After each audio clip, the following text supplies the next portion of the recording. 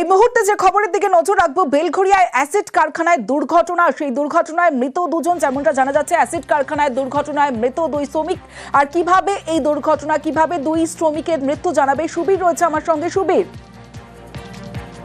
দেখো, বেলঘড়িয়া থানার অন্তর্গত আগরপাড়া শালপাতা বাগান এলাকাতে সেখানে একটি কেমিক্যাল কারখানা। সেই কেমিক্যাল কারখানাতে কিন্তু অ্যাসিড সেই কাজ করার সময় অ্যাসিড পড়ে গিয়ে কিন্তু ঘটনাস্থলে কিন্তু দুজন শ্রমিকের মৃত্যু হয়েছে এবং যারা মারা গিয়েছেন তাদের একজনের বাড়ি পানিহাটিতে এবং আরেকজনের বাড়ি খড়দহতে।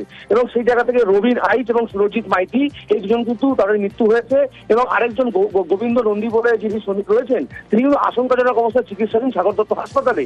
এবং এই ঘটনায় কেন্দ্র করে এটা চাঞ্চল্য তৈরি হয় এবং ঘটনাস্থলে পুলিশের উচ্চপদস্থ আধিকারিকরা যান এবং গিয়ে কিন্তু ইতিমধ্যে কিন্তু সেই কারখানাটি কিন্তু সিল করে দেওয়া হয়েছে।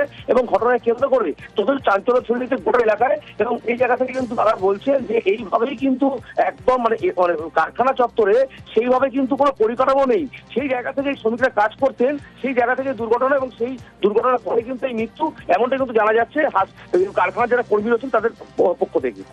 বেশ সুবীর। ভিতরে একটা কেমিক্যাল কারখানা আছে, দীর্ঘদিনের বহু পুরনো কারখানা। একজন শ্রমিক ছিল, ওনার সাথে কথা বললো, উনি বললো ওনারা লাস্ট একটা কেমিক্যাল ঢালতে গেছিল। যখন ঢালতে গেছিল সেই গ্যাসটা ফর্ম করার পরে সাথে সাথে দুজনই ওখানে ডেথ হয়েছে। আর একজন গুরুতর অবস্থায় এখন হাসপাতালে ভর্তি আছে।